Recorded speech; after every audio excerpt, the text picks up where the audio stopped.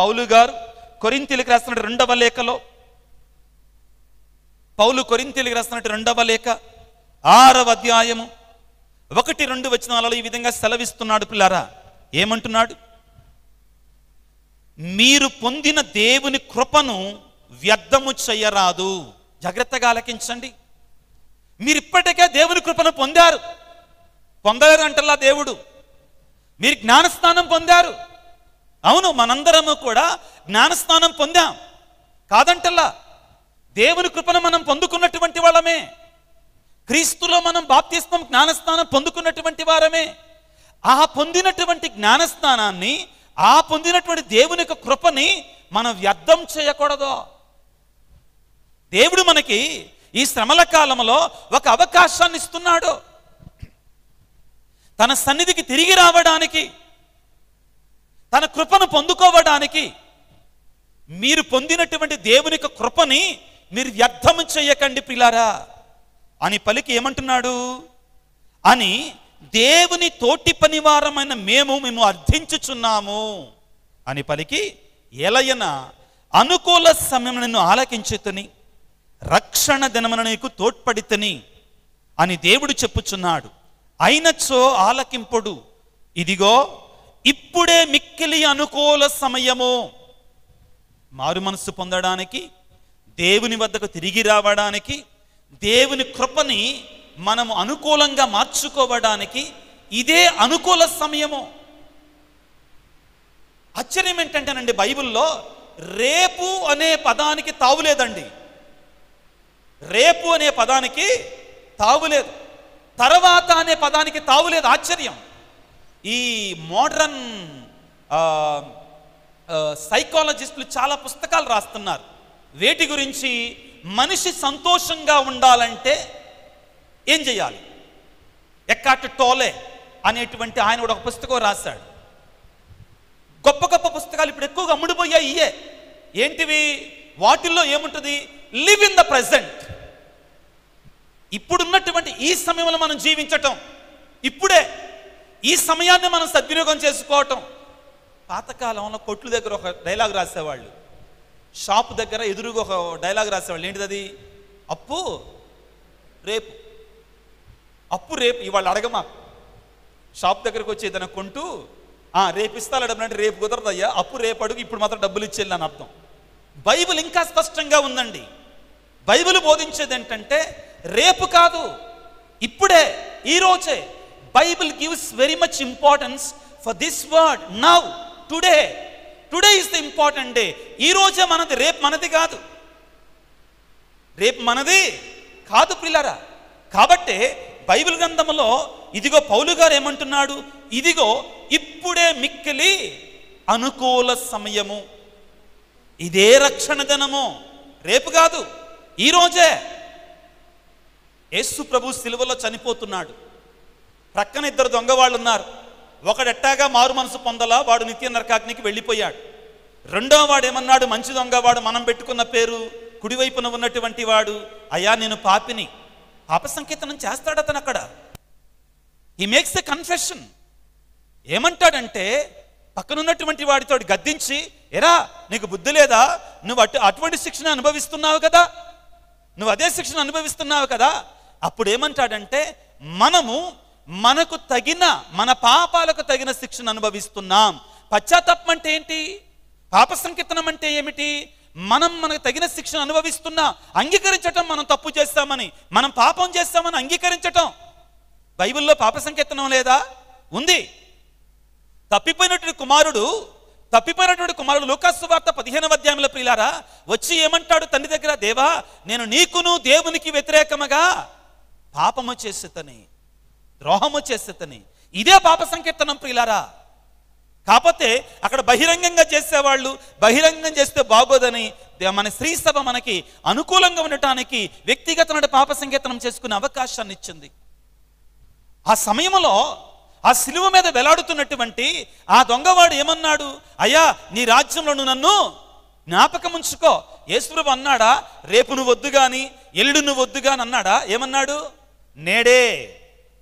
నేడే, ఈనాడే నీవు నా రాజ్యంలో ఉందువు అన్నాడు. అదే బైబిల్లో ఉన్నట్టు మహత్యం ప్రియులారా. టుడే, ఈరోజు దీనికి చాలా ఎక్కువ ప్రాధాన్యతనిస్తుంది. ఈ ఆధునిక ప్రపంచంలో ఇప్పుడు కొత్తగా రైటర్స్ వచ్చేసి, ఇప్పుడు కొత్తగా ఆథర్స్ వచ్చేసి, ఇప్పుడు కొత్తగా రచయితలు వచ్చేసి, ఇప్పుడు ఈ క్షణంలో మనం జీవించాలి. దీని గురించి మనకు బైబిల్ ఎప్పుడో బోధించింది 2000 సంవత్సరాల క్రితం. మనం బైబిల్ చదివితే చాలు, అందులోనే అన్ని వేదాలు ఉన్నాయి, అన్ని సైకాలజీలు ఉన్నాయి. అందరూ ఒకసారి చదువుదాం. Praise the lord, praise the lord, praise the lord, praise the lord. ప్రభునందు ప్రియులారా, దేవుడు కూడా ఈ శ్రమల కాలంలో మనకిచ్చే పిలుపు ఏమిటంటే, ఇదిగో ఇదే మిక్కిలి అనుకూల సమయము, నేడే రక్షణ దినము, నేడే రక్షణ దినము.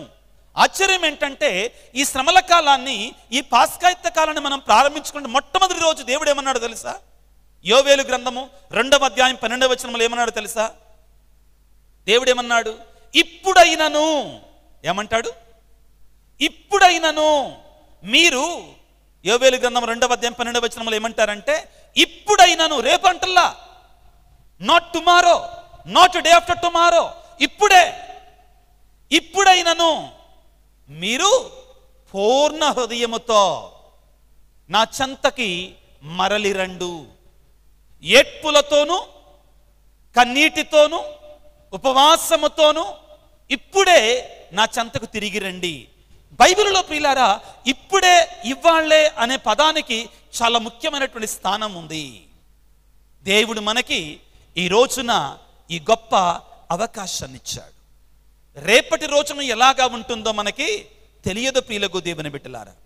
నేను ఈ నెల అంటే పోయిన నెల కదా, ఇవాళ 2వ తారీఖు కదా, okay, what ever it is, నేను మార్చి నెల 28వ తారీఖున విజయవాడ ప్రక్కనే ఉన్నటువంటి వారధి యువతలో ఉన్నటువంటి తాడేపల్లి లాంటి విచారణలో దేవుని యొక్క వాక్యాన్ని బోధించడానికి వెళ్ళాను. ఆ రోజు సాయంత్రం 7 గంటల నుంచి రాత్రి 12 గంటల వరకు, 11:30 గంటల వరకు వాక్యాన్ని బోధించాను. బోధించిన తర్వాత నేను అక్కడే దగ్గరే కాబట్టి అర్ధగంటలో ఇంటికి వెళ్ళాను. వెళ్ళిన తర్వాత నేను పడుకునే ముందు ఒక అలవాటు ఉంది, మంచి అలవాటో చెడ్డ అలవాటో నాకు తెలియదు. వార్తలు మాత్రం అప్డేట్గా ఉంటాను ప్రయత్నం చేస్తా, ప్రపంచంలో ఏం జరుగుతుందని. రాత్రి పడుకునే ముందు నా ప్రార్థన ముగించుకునే ముందుగా ఒకసారి వార్తలు ఏమన్నాయా అని చూశాను. ఆశ్చర్యం ఏంటంటే, నేను అక్కడ వాక్యాన్ని బోధిస్తుంటే తాడేపల్లిలో 11 గంటల ప్రాంతంలో దేవుని యొక్క వాక్యాన్ని బోధిస్తూ ఉంటే అక్కడ మయన్మార్లో, థాయిలాండ్లో, బ్యాంకాక్లో భయంకరమైన భూకంపం అండి. మీరందరూ చదివే ఉంటారు. భయంకరమైనటువంటి భూకంపం. ఎంతసేపు వచ్చిందో తెలుసా భూకంపం? 7 seconds. ఎంతసేపు అండి? Just 7 seconds, that's all. 7 సెకండ్లు అండి. రిక్టర్ స్కేల్ అంటారు భూకంపాన్ని కొలిసేటువంటిది. భూకంపాన్ని కొలిసేదాన్ని రిక్టర్ స్కేల్ అంటారు. దాని మీద 7.1గా నమోదైంది ఆ భూకంపం. ఎంతమంది చనిపోయారో తెలుసు? ఇప్పటికీ 2000 మంది. 7 సెకండ్లలో 7 సెకండ్లలో 7.1 రిక్టర్ స్కేల్ మీద ప్రియులారా 2000 మంది ఉన్నవాళ్ళు ఉన్నట్లుగానే చనిపోయారంటే, ఇప్పటికీ నిన్నటి రోజున మాత్రం నేను పేపర్ చదివాను, వాళ్ళ పేపర్ చదవలేదు. ఏమని చెప్తున్నారంటే, ఇంకా చాలా శవాలు ఆ యొక్క ఇళ్ల క్రింద, పడిపోయిన ఇళ్ల కింద ఆ దుర్గంధాన్ని కొడుతున్నాయంటండి. కొన్ని వేల మంది ఉంటారంటండి. ఇంకా నేను చదివినప్పుడు, ఆ వార్త విన్నప్పుడు నాకు వెంటనే నా స్ఫురణకు వచ్చింది ఏంటంటే, అలా మీరు ఎవరు కూడా భయపెడతానికి నేను రాలేదండి, కానీ ఒకవేళ నాకే అది జరిగితే, నేనున్న ప్రాంతంలో జరిగితే నేనెంతవరకు సిద్ధపడి ఉన్నా? నేనెంతవరకు సిద్ధపడి ఉన్నా? ఆత్మపరిశీలన చేసుకోవాలి పిల్లరా మనందరము కూడా. నేనెంతవరకు ప్రభువును కలుసుకోవడానికి నా ఆత్మని ఎంతవరకు సిద్ధపరచుకున్నాను? మనందరం ప్రశ్నించుకోవాలి. అక్కడ జరిగింది ఇక్కడ రాకూడదా? గుజరాత్ మన దేశంలో లేదా? కొన్ని సంవత్సరాల క్రితం కానీ అక్కడ కొన్ని లక్షల మంది చనిపోలేదా? ప్రియులారా, ఇదంతా కూడా ఎవరిని భయపెట్టడానికి కాదు, కానీ ఇది జీవిత సత్యం, ఎవరు కాదనరు. అందుకే ప్రభు అంటాడు, ఇప్పుడే దేవుడు అవకాశం ఇచ్చినప్పుడే మనం మారు మనసు పొందుకోవాలి, హృదయ పరివర్తన చెందాలి. ఒక చిన్న వాక్యాన్ని చదువుకోవడానికి ప్రయత్నం చేద్దాం. యాకోబు పత్రిక 4వ అధ్యాయము 14వ వచనాన్ని చదువుకుందాం. ఎవరైనా బైబిల్ ఉన్నటువంటి వారు ఎవరైనా చదవచ్చు. యాకోబు రాసినటువంటి లేఖ 4వ అధ్యాయము 14వ వచనాన్ని చదువుకుందాం. మీ జీవితము రేపు ఎట్లుండునో కూడా మీకు తెలియదు కదా. ఎలయన మీరు ఈ క్షణమున ఉండి మరుక్షణములో అదృశ్యమయ్యడి పొగమంచు వంటి వారు. మన జీవితం అటువంటిదండి, మన బ్రతుకు అటువంటిది. మనం అనుకోలేం, నాకు ఇంకా 20 సంవత్సరాలే కదా, నాకు 10 సంవత్సరాలే కదా, నాకేం కాదు. ముఖ్యంగా ఈ ఆధునిక సంవత్సరంలో మరీ ముఖ్యంగా తెలియనటువంటి మనం అసలు ఊహించినటువంటి రీతిలో మనకి ఈ ప్రాణభయం పొంచి ఉంది ప్రియులారా. కాబట్టి దీని అంతటి ద్వారా ప్రభువు మనకు నేర్పించేది ఏమిటి? భయపడమని కాదు ప్రియులారా. నో, క్రైస్తవుడు అనేటువంటి వాడి భయపడతాం కాదు కావాల్సింది. క్రైస్తవుడికి కావాల్సిన సిద్ధపాటు, ప్రిపేర్డ్నెస్. క్రైస్తవుడికి కావాల్సింది ఏంటిది? సిద్ధపాటు. దేవుని సన్నిధిలో నాలో ఉన్న చెడుని, నాలో ఉన్న పాపాన్ని తీసివేసుకొని దేవునిలో మనం ఎదగటం కావాలి. దేవుడు కోరుకునేది, దేవుడు ఆశపడేది అది, దేవుడు కోరుకునేది అది ప్రియులారా. ఎఫెసీ పత్రికలో పౌలు గారు చెప్తారు ప్రియులారా, ఏమని మనం ఏం చేయాలట? ఎఫెసీలకు రాసినటువంటి లేఖ 4వ అధ్యాయము, ఎఫెసీలకు రాసిన లేఖ 4వ అధ్యాయము 22వ వచనాన్ని చదువుకుందాం. కనుక మీరు మీ పూర్వ జీవితపు పాత స్వభావమును మార్చుకొనండి. పాత స్వభావాన్ని మార్చుకొనండి. ఇందాక మనం చెప్పుకున్నాం కదా, ఈ లెంటన్ సీజన్ అంటే స్ప్రింగ్ టైం, వసంతకాలం. పాతాకులు రాలిపోవాలి, కొత్త ఆకులు రావాలంటే. అవునా కాదా? పాతాకులు రాలిపోవాలి అంతే. నేను ఉగాది పండుగ మొన్న 31వ తారీఖు. ఏంటి దాని యొక్క అర్థం ఏంటి? కొత్తదనం, పాతయన్నీ పోవాలి. మేము సెప్టెంబర్ నెలలో బుడమేరు పొంగింది మాకు విజయవాడలో. ఏం పొంగింది? బుడమేరు. అంతా ఒక వారం రోజుల పాటు మా పాస్టల్ సెంటరు, ఇంకా కొన్ని ఇళ్ళు అయితే పూర్తిగా నీళ్ళలోనే మునిగిపోయినాయి. మాది హాఫ్ వరకు మునిగిపోయింది. కొన్ని మంచి వస్తువులు పోయినాయి. నా కారు కూడా పోయింది, తుప్పుకు తీసుకున్నారు, రస్ట్గా తీసేసుకున్నారు. ఏం చేస్తా, కొత్తదాన్ని కొనుక్కోవాలి, దూర ప్రయాణాలు చేయాలి కదా. అయితే మా ప్రక్కనే ఒక సిస్టర్స్ కాన్వెంట్ కూడా ఉంది. వాళ్ళు కూడా పాపం చాలా పోయినాయి వాళ్ళకి. పోయిన తర్వాత ఒక రోజున ఆ సిస్టర్ గారు నాతో మాట్లాడుకుంటూ అన్నమాట ఏంటంటే, ఫాదర్, కొన్ని మంచి వస్తువులు పోయినాయి, కాకపోతే కొన్ని పనికిరాని కూడా తీసేసామండి, దీనివల్ల మంచి జరిగిందండి కొద్దిగా అన్నారు. ఎప్పటి నుంచో కొన్ని దాచి పెడతాం, పడయ బుద్ధి కాదు, మన బుద్ధి అట్లాంటిది కదండి. అది పనికి రాకపోయినా తీసేసేదైనా మనకి పడయ బుద్ధి కాదు, అంత సులువుగా ఇవ్వలేం మన నేచర్ అది. అవునా కాదా? ఇంకా పెద్ద వయసు ఉన్న వాళ్ళైతే అసలే పడయనీయలేదు. ఉంచమ్మాయి, మనం ఒకవేళ శుభ్రం చేస్తున్నా అటు ఉంచమ్మాయి, దేనికో దానికి ఉపయోగపడుద్ది. అది తుప్పు పట్టి పాడైపోతున్నా కానీ విడిచిపెట్టం మనం. ప్రియులకు దేవుని బిడ్డలారా గమనించండి. ఆ సిస్టర్ గారు అన్నారు, ఈ వరదల వల్ల కొన్ని మంచి వస్తువులు పోయినాయి కానీ కొన్ని పనికిరానివి చెత్తా చెదారం కొట్టుకొని పోయిందండి. దేవుడి వల్ల చెత్తా చెదారం ఏమైపోయిందంట? కొట్టుకొని పోయిందట. ప్రియులారా, శ్రమల కాలం మన జీవితంలో ఒక వరదలాగా కొట్టుకొని పోవాలి. ఏం కొట్టుకుపోవాలి? చెడును కొట్టుకుపోవాలి. ఏం వరదది?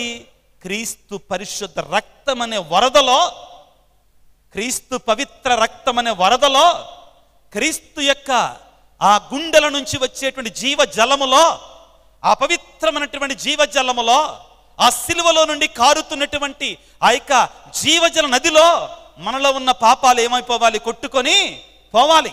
ఇది మనం కోరుకోవాలి. మనం ఒక నూతన సృష్టిగా మారాలి, ఒక పవిత్రమైనటువంటి సృష్టిగా మారాలి, ఒక నూతనమైనటువంటి మొక్కగా మారాలి. ఇది దేవుడు మన నుండి కోరేది. ప్రియులకు దేవుని ఈ శ్రమల కాలం ఇదే ముఖ్యమైన ఉద్దేశం. మీకు అందరికీ చెప్తున్నానండి, శ్రమల కాలాన్ని శ్రీసభ బైబిలు ఆధారంగా ఎందుకు ప్రారంభించిందంటే దీనికోసమే. శ్రమల కాలం ఎలా ప్రారంభమైందో తెలుసా? ఫస్ట్లో ఎలా స్టార్ట్ అయిందో తెలుసా? ఇది స్టార్ట్ అయింది కొత్తగా ఎవరైతే జ్ఞానస్నానాన్ని పొందుకోవాలి అనుకుంటారో వాళ్ళ కోసం ప్రథమంగా స్టార్ట్ చేయబడిందండి. ఎవరైతే నూతనంగా క్రైస్తవులుగా మారతారో వెస్టర్న్ సొసైటీలో ప్రారంభంలో వాళ్ళ కోసం స్టార్ట్ చేసింది. ఎందుకని 40 దినాల పాటు వాళ్ళు ఉపవాసం ఉండి, ఆ రోజుల్లో గుర్తుపెట్టుకోండి, జ్ఞానస్నానాలు ఒక్క ఈస్టర్ పండగ రోజు మాత్రమే ఇచ్చేవాళ్ళు, వేరే రోజులు ఇచ్చేవాళ్ళు కాదు. Only on Easter they used to give the baptisms. సంవత్సరం మొత్తం మీద జ్ఞానస్నానాలు ఉండేవి కావండి. ఎప్పుడు ఇష్టం వస్తే మా అబ్బాయి ఇవాళ్లే వచ్చాడు కాబట్టి ఇవాళ జ్ఞానస్నానం ఇవ్వండి స్వామి అంటే కుదిరేది కాదు అప్పట్లో. సంవత్సరానికి ఒక్కసారి జ్ఞానస్నానాలు. అది ఏ రోజు? ఈస్టర్ రోజు మాత్రమే. మీరు చూడండి, ఈస్టర్ సాంగ్యాలలో జ్ఞానస్నాన సాంగ్యం ఉంటుందండి. అదొక్కటే ఉండేదండి ఆ రోజుల్లో. వేరే రోజుల్లో జ్ఞానస్నానం ఉండేది కాదు. దానికోసమై కొత్తగా క్యాటెక్యుమెన్స్, నూతనంగా జ్ఞానస్నానం పొందేటువంటి వాళ్ళకి ఈ 40 రోజుల పాటు సిద్ధపాటు ఉండేదండి.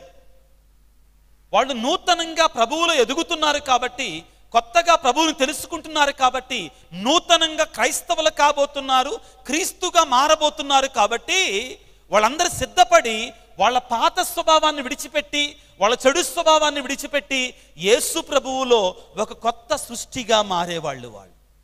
ఇది ప్రధానమైన ఉద్దేశం. అదృష్టవశాత్తు దీన్ని నేను అదృష్టమనే భావిస్తున్నాను. మంచి జరిగింది మన క్రైస్తవ ప్రపంచానికి. ఏమిటి అంటే, అది ఇంత మంచి కాలాన్ని వాళ్ళ వరకే ఎందుకు మనం పరిమితం చేయాలి? క్రైస్తవులందరం కూడా దీన్ని పాటిద్దాం. చక్కని అవకాశం మనందరికీ ప్రభువులు ఎదగటానికి అని ఇది యావత్ కథోలిక ప్రపంచానికి కూడా అన్వయించేటట్లుగా చేశారు. ఇది ఒక అదృష్టంగా, దీవెనగా మారాలి. దేనికోసం? మానవులం కాబట్టి జ్ఞానస్నానం పొందినా కానీ, మనం అందరం క్రైస్తవులమైనా కానీ పాపంలో పడుతూనే ఉంటాం. మనుషులం మనందరము కూడా. ప్రియులారా, మనం మరిచిపోకూడదు. 3.5 సంవత్సరాల పాటు యేసు ప్రభువుతోటే ఉన్నటువంటి యూదా ఇస్కరియోతు లాంటి వాడే యేసు ప్రభుని అమ్మివేశాడు. మానవ స్వభావం అది. కాబట్టే దేవుడు మనకి మారడానికి, సద్వినియోగం చేసుకోవటానికి దేవుడిచ్చేటువంటి గొప్ప వరంగా మనం భావించాలి పిల్లరా. ఎఫెసీ పత్రిక 5వ అధ్యాయము, పౌలు ఎఫెసీలకు రాసినట్టు లేఖ 5వ అధ్యాయము 15వ వచనం నుండి చదువుకుందాం. కనుక మీరు ఎట్లు జీవించుచున్నారు? పిల్లరా, ఈ శ్రమల కాలంలో మనం అడగవలసిన ప్రశ్న, నేను ఏ విధంగా జీవిస్తున్నా? నా జీవితం ఏ విధముగా ఉంది? నా క్రైస్తవ జీవితం ఏ విధముగా ఉంది? దేవునితో నా బంధం ఏ విధముగా ఉంది? నా ఆత్మీయ జీవితం ఏ విధముగా ఉంది? శ్రమల కాలంలో, ఈ పాస్కాయుత కాలం మనందరం అడగాలి, పరిశీలించుకోవాలి, ఆత్మ పరిశీలన చేసుకోవాలి. పౌలు గారు అంటున్నారు, కనుక మీరు ఎట్లు జీవించుచున్నారు అను దానిని గురించి శ్రద్ధ వహించండి. ఆత్మ పరిశీలన, ఎగ్జామినేషన్ ఆఫ్ కాన్షియన్స్. ఎలా జీవిస్తున్నాం మనం అని పలికి, జ్ఞానహీనుల వలె జీవింపరాదు, బుద్ధి లేనటువంటి వారి వలె మనం జీవింపకూడదు. ఈరోజు మనం మత్తయి శుభవార్త 25వ అధ్యాయంలో 10 మంది కన్యల గురించి మనం చదువుకున్నాం. ఏమని చదువుకున్నాం? 5 జ్ఞానవతులైనటువంటి కన్యలు, 5 జ్ఞానహీనులైనటువంటి కన్యలు. 5 సిద్ధపడి ఉన్నారు, 5లో సిద్ధపాటు లేదు. ఇక్కడ పౌలు గారు అంటున్నారు, ఎఫెసీ పత్రిక 5వ అధ్యాయము 15వ వచనములో, మీరు జ్ఞానహీనుల వలె జీవింపకుడు అని పలికి, ఇవి చెడు దినములు. ఇవి చెడు దినాలా, మంచి దినాలా? పౌలు గారు చెప్పారు కాబట్టి చెప్తున్నారా? నిజమేనా? Praise the lord, praise the lord. తప్పదండి, అంగీకరించాలి, ఇది నిజం. ఇవి చెడు దినములు కనుక దొరికిన ప్రతి అవకాశమును సద్వినియోగం చేసుకోండి. ఈరోజు మనకి దేవుడు ఈ గొప్ప అవకాశాన్ని ఇస్తున్నాడు. ఈరోజు మనకి దేవుడు ఈ గొప్ప అవకాశాన్ని ఇస్తున్నాడు. పౌలు గారు అంటున్నారు, బిడ్డలారా, దొరికిన ప్రతి అవకాశాన్ని సద్వినియోగం చేసుకోండి. అవకాశం పోతే మరలా రాదు. దేవుడు మనకు అవకాశాన్ని ఇస్తున్నాడు. ఈ రోజున చిన్నప్ప గారు పట్టుబట్టి, చిన్నప్పరెడ్డి గారు పట్టుబట్టి 3 సంవత్సరాల నుంచి రండి ఫాదర్ రండి విడిచిపెట్టకుండా, ఇక అనుకున్నా నేను, ఈ సంవత్సరం కూడా వెళ్ళకపోతే మళ్ళా వచ్చే సంవత్సరం కూడా మళ్ళీ గట్టిగా పట్టుబడతారు ఆయన, పట్టు వదలనటువంటి విక్రమార్కుల్లాగా అని బయలుదేరి రావటం జరిగింది. ప్రియులారా, దేవుడు నాకు ఒక అవకాశాన్ని ఇచ్చాడు మీ దగ్గరికి రావటం. ఇది నాకు ఇచ్చినట్టు అవకాశం, దేవుడు నాకు ఇచ్చిన అదృష్టం. ఇంత మంచి విశ్వాసం గలంటే సంఘం దగ్గరికి, ఇంత పాత సంఘం 100 సంవత్సరాలు జూబిలీ చేసుకున్నటువంటి ఈ సంఘం దగ్గరికి, ఇంత విశ్వాసంతో కట్టబడినటువంటి ఈ సంఘం దగ్గరికి వచ్చి నేను ప్రేరణ పొందడానికి దేవుడు నాకు ఇచ్చిన అవకాశం ఇది నేను భావిస్తున్నాను. ప్రియులారా, మీరు కూడా మీ వైపు నుంచి దేవుడు ఈరోజు వాక్యము ద్వారా, పాప సంకీర్తనము ద్వారా, దివ్య సప్రసాద ఆరాధన ద్వారా, దివ్య సంస్కారాల ద్వారా దేవుడు మనకిస్తున్నాడు అవకాశాన్ని. దేని కొరకై? దేవుని తెలుసుకోవటానికి, మారు మనసు పొందడానికి, మనలో ఏమైతే చెడు ఉందో దాన్ని తీసివేసుకోవటానికి, శుద్ధిని పొందుకోవడానికి. అందరం చేద్దాం. Praise the lord, praise the lord, praise the lord, praise the lord, praise the lord, praise the lord, praise the lord, praise the lord, praise the lord. ప్రియులారా, ఇగో పౌలు గారు అంటున్నారు, మీరు జ్ఞానహీనుల వలె జీవించవద్దు. ఎలా జీవించవద్దు? జ్ఞానహీనుల వలె కొంచెం కఠినంగానే ఉంటాడండి పౌలు గారు లేఖలన్నీ కఠినంగానే ఉంటాయి. ఎందుకంటే ఆయన రాసింది క్రైస్తవేతరులకు కాదు, క్రైస్తవులకే ఆయన రాశాడు. వినండి జాగ్రత్తగా. అప్పటికే క్రైస్తవ మతంలో ఉన్న తప్పులను చూసి, అప్పటికే క్రైస్తవులో ఉన్న నీరసత్వాన్ని, అలసత్వాన్ని, లెక్కలేనితనాన్ని, అపరిశుద్ధతని చూసి ఆయన కఠినంగా మాట్లాడాడు. ఇప్పుడు కాదు, అప్పుడే మాట్లాడాడు. ఆ రోజుల్లో ఆయన చూశాడు, చాలా కఠినంగా మాట్లాడాడు. ముఖ్యంగా ఎఫెసీ సంఘములో కొంతమంది భయం లేకుండా, దేవుడు అంటే భక్తి లేకుండా, పాపం అంటే భయం లేకుండా పాపపు జీవితాలను జీవిస్తుండగా వాళ్ళను చూసి ఏమంటున్నాడు వినండి ప్రియులారా. ఈ 17వ వచనంలో ఇంకా కొంచెం మాట్లాడుతున్నాడు, ఇంకా కొంచెం గట్టిగా, మూర్ఖులుగా ఉండకండి. ఎలా ఉండదు అంటున్నాడు? మూర్ఖులుగా ఉండకండి అని పలికి, మీరేమి చేయవలనని దేవుని యొక్క చిత్తమో దాన్ని గ్రహించ ప్రయత్నం చెయ్యండి. ప్రియులారా, ఈ 3 వాక్యాలు కూడా చాలా శక్తివంతమైన వాక్యాలండి. హెచ్చరిస్తున్నాడు మనందరినీ కూడా, మనమే కాదు, యాక్చువల్గా ఎఫెసీ సంఘంలో ఉన్న బిడ్డలని. వాళ్ళలో మార్పు వచ్చింది, యేసు ప్రభువుని తెలుసుకున్నారు, జ్ఞానస్నానం పొందారు, కానీ వాళ్ళల్లో ఆ పరిశుద్ధత లేదు. లోకానుసారముగా జీవిస్తున్నారు, లోకపు పోకడల ప్రకారం బ్రతుకుతున్నారు, పాపంలో బ్రతుకుతున్నారు. కాబట్టి వాళ్ళని హెచ్చరిస్తున్నారు. బిడ్డలారా, మీరు నూతన జీవాలుగా, నూతన సృష్టిగా మీరు మారాలి. ఆ పాపాన్ని విడిచిపెట్టాలి. ఎఫెసీ పత్రికలో ప్రియులారా, గలతీ ఎఫెసీ పత్రికలలో శరీర కార్యాలను విడిచిపెట్టమంటాడో. ఏ కార్యాలండి? శరీర కార్యాలు. ఏమిటి అవి? 7 చావైన పాపాలు. తర్వాత మనం తెలుసుకోబోతున్నాం. ఎందుకంటే ఆయన అక్కడ చూశాడు వాటిని. క్రైస్తవులైనటువంటి వారు, దేవుని బిడ్డలుగా చెప్పుకునేటువంటి వారిలో ఆ 7 కార్యాలు ఉన్నాయి. ఆ 7 చావైన పాపాలు, మోర్టల్ సిన్స్. వాటిని తీసేసుకోకపోతే మీకు రక్షణ లేదు అని హెచ్చరించాడు. ఈ శ్రమల కాలంలో ఆ పౌలు గారు మనల్ని హెచ్చరిస్తున్నారు. ఏమంటున్నాడు? మీరు మూర్ఖులుగా ఉండకండి.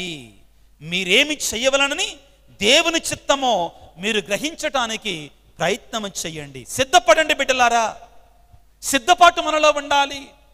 ప్రియులారా, ప్రభువు ఈరోజు మనందరినీ కూడా ఆహ్వానిస్తున్నాడు. పిల్లారా, దేని కొరకై?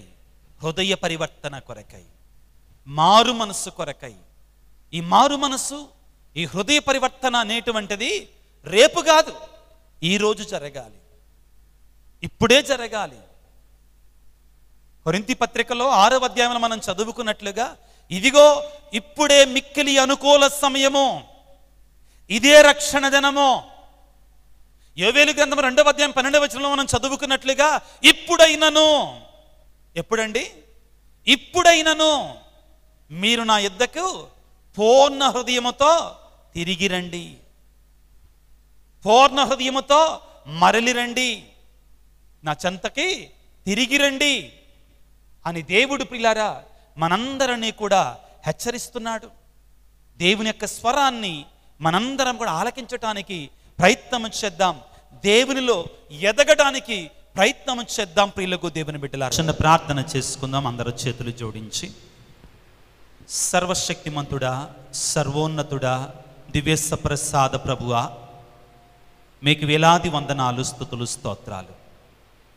నీ సన్నిధి దీవెన, నీ సన్నిధి ఆశీర్వాదం. ఓ యేసు రాజా, మమ్మల్ని సృష్టించి కలుగజేసి మా జీవితాలను పోషించి నడిపించుచున్నటువంటి మహా గొప్ప దేవా, ఈనాడు మమ్మందరిని ప్రేమతో నీ 2 చేతులు చాచి భారము చేయి అలసి సొలసి ఉన్న సమస్తమైన బిడ్డలారా నా యొద్దకు రండి అని ఆహ్వానించినందుకు గాను మీకు స్తోత్రాలు, మీకు వందనాలు తండ్రి. నీ సన్నిధి శాంతినిస్తుంది, నీ సన్నిధి సమాధానాన్ని ఇస్తుంది, నీ సన్నిధి పాప క్షమాపణనిస్తుంది. నీ సన్నిధి నాలో ఉన్న వేదనను, మాలో ఉన్న బాధలను తొలగించి ప్రభువా పరలోక పరమానందముతో నింపుతుంది ప్రభువా. ఇది సత్యం, ఇది నిత్యం, ఇదే సత్యం ప్రభువా. కీర్తనాకారుడైన దావీదు పలికినట్లుగా తండ్రి, దుప్పి సెలయేటి నీటి కొరకు వలె నా హృదయము నీ కొరకై తప్పించుచున్నదయ్యా. అవును ప్రభువా, మా హృదయాలు మీ కొరకై ఆరాటపడుచున్నవి.